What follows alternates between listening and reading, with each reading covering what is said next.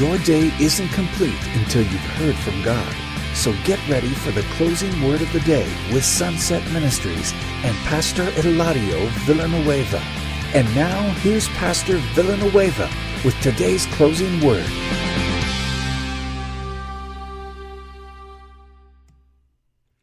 Well, good evening, everyone. TGIF. It's Friday. Yes, we've made it through another week, and I want to welcome those of you who have called in live to our conference line tonight. I want to welcome those of you who are listening to us on Spreaker.com from your tablet, smartphone, or desktop computer. Well, again, it's Friday. By the grace of God, we've made it through. And as we continue tonight with our series on marriage, the title being The Basics of Marriage, tonight we are going to talk about differences and how to enjoy them. Now, from almost the day that we are born, we begin to notice the differences between boys and girls and men and women. And I'm not talking about the physical differences so much as the different ways we view life, react to circumstances around us, as well as the way we socialize, build friendships, and so on. There is no doubt that there is a big difference between men and women. Now, the difference can either frustrate us to no end, or it can be something that we learn to enjoy. In 2000, the Chicago Tribune published an article titled Rules Guys Wish Girls Played By. And it talked about the rules that guys wish girls followed. And then it also listed the rules that girls wish the guys followed. And the article provided a pretty big list. But for time's sake, I'm just going to give you 10 of each. So first, starting with the rules that guys wish girls would follow. Number one is, if you ask a question you don't really want an answer to, expect an answer you didn't want to hear. Number two, sometimes we're not thinking about you. Live with it. Number three, when we have to go somewhere, absolutely anything you wear is fine, really. Number four, ask for what you want. Let's be clear on this one. Subtle hints don't work. Strong hints don't work. Really obvious hints don't work. Just say it. Number five, no, we don't know what day it is. We never will.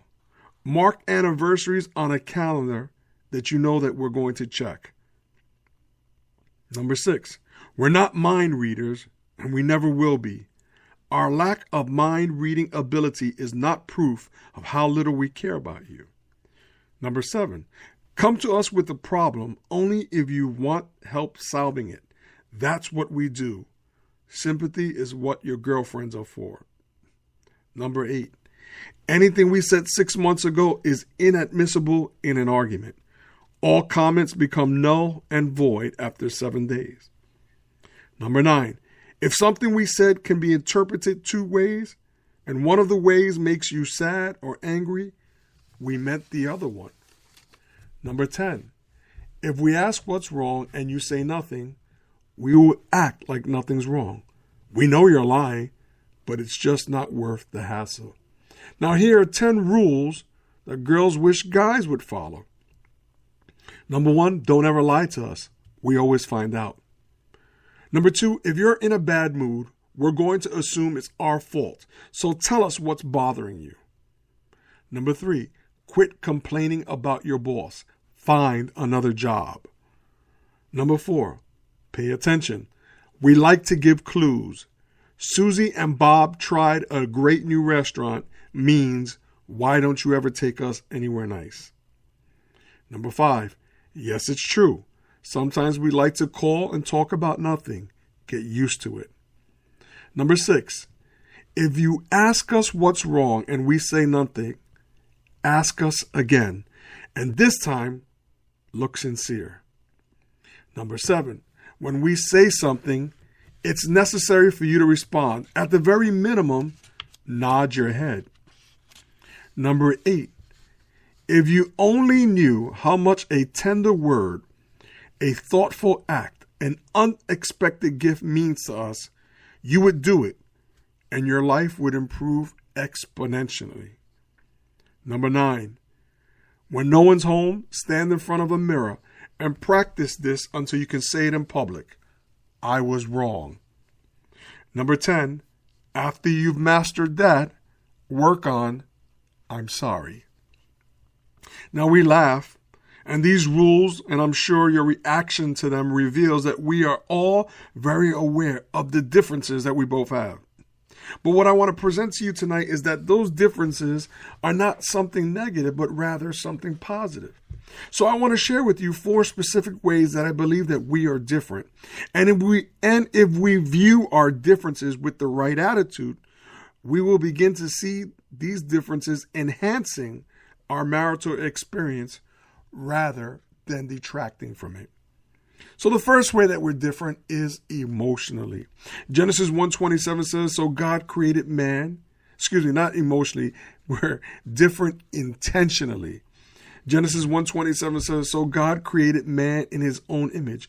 In the image of God, he created him, male and female, he created them. 1 Corinthians 11, verses 11 to 12 says, nevertheless, neither man is independent of woman, nor woman independent of man in the Lord. For as woman came from man, even so man also comes through woman. But all things are from God. So we are made different intentionally by God's design.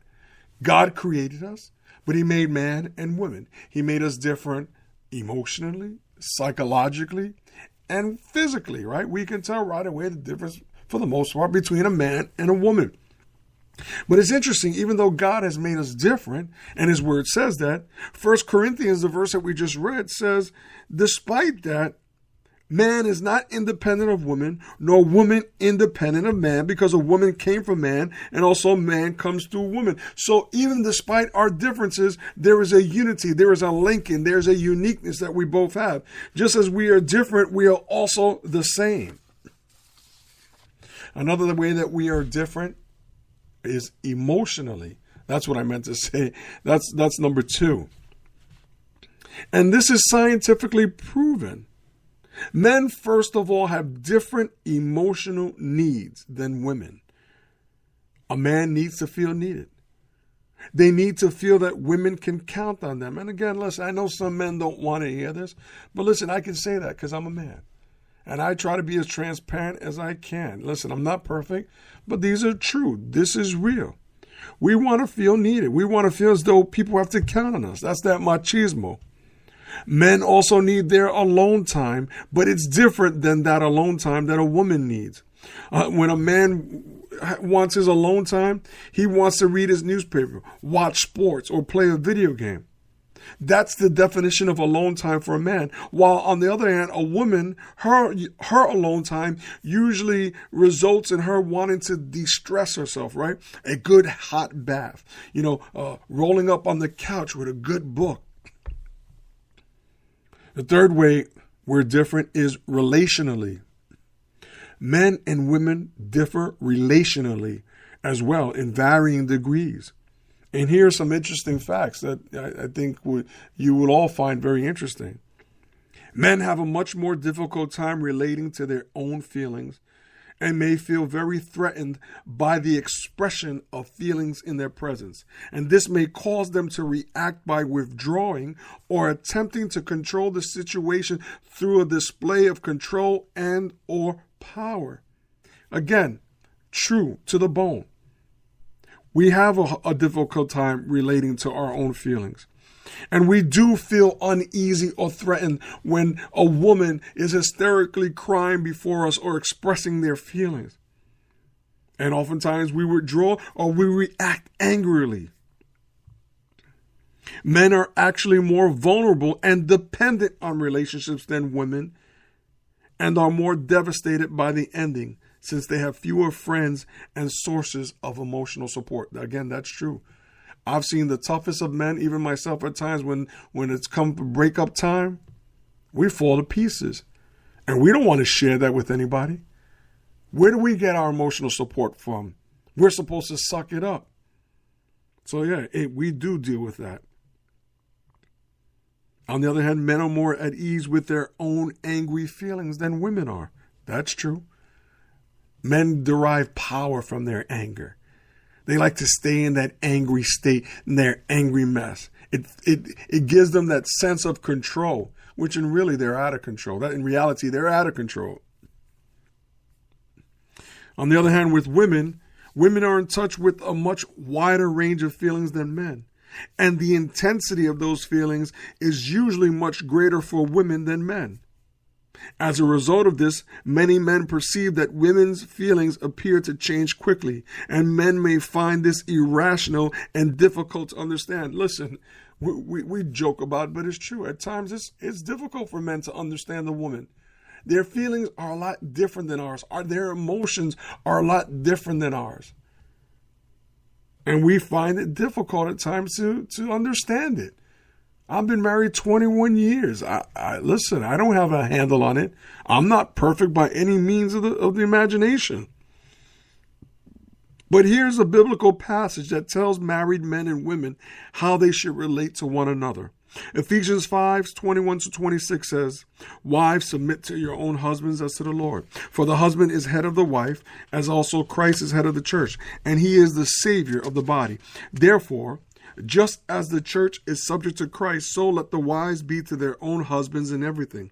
Husbands, love your wives, just as Christ also loved the church and gave himself for her, that he might sanctify and cleanse her with the washing of water by the word." So it tells us how we're to relate to one another. A biblical marriage, that is. See, the world doesn't want to hear any of this. They don't want to, have anything to do with this, because they hear that word submit. Women hear that word submit. They go, I'm not submitting. And we have to understand that submit doesn't mean that the man is the master and the woman is a slave. That doesn't mean that, no. Just God has ordained for the man to be the priest of the home, the provider. That's all. This is not to say that women aren't providers. No. This is not to say that women are weak. Absolutely not. But again, husbands and wives are to submit to one another out of reverence to Christ in a godly way, in a godly manner. Wives are to submit to their husbands as they do to the Lord. And husbands are to love their wives as Christ loved the church. It is clear. It is crystal clear what God's word says. The fourth and final way that we're different is strategically. Again, women are different here in so many ways than men. Women are opportunity experts. Women see opportunity in everything and everyone. Their neighbors, their friends, family, business associates. Women have the ability to see opportunity and give their ideas life and inspire others to do the same.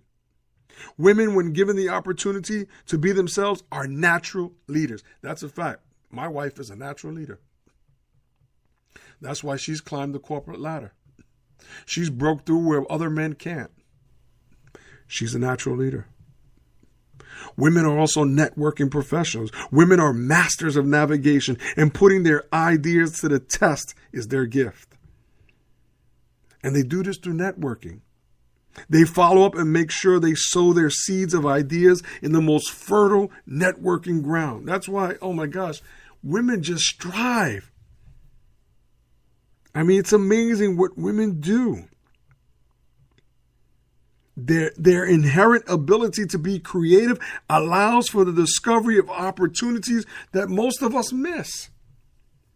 Women are also natural givers. Women seek to give to others, but also to their communities. Why do you think most nonprofits are run by women? Women enjoy living their lives through a cause that serves the advancement and acceleration of social needs. This is why in the workplace, women are great at inspiring and lifting those around them. This is why most women leaders are such excellent long-term strategic thinkers. Additionally, women are socially conscious leaders that serve to cultivate innovation and initiative for both themselves and others. It's no wonder the fastest growing sector of small business owners in America are women. It's a fact. So as we come to a close tonight and we close out our week, there's no doubt that men and women are so different in so many ways. But despite these differences, when a man and a woman submit their lives to God, they are able to overcome these differences. And with God, these differences in his hand can become strengths in the plan that God has for you in your marriage. So as we come to a close, I would encourage all of you to join with us on Monday as we close out this series with conflict in a marriage and how to diffuse it, as we come to a close in prayer. You've been listening to Pastor Eladio Villanueva on Sunset Ministries. Tune in to our live broadcast every Monday, Thursday, and Friday at 9 p.m. on Spreaker.com. For more information, visit our website at sunsetministries.org.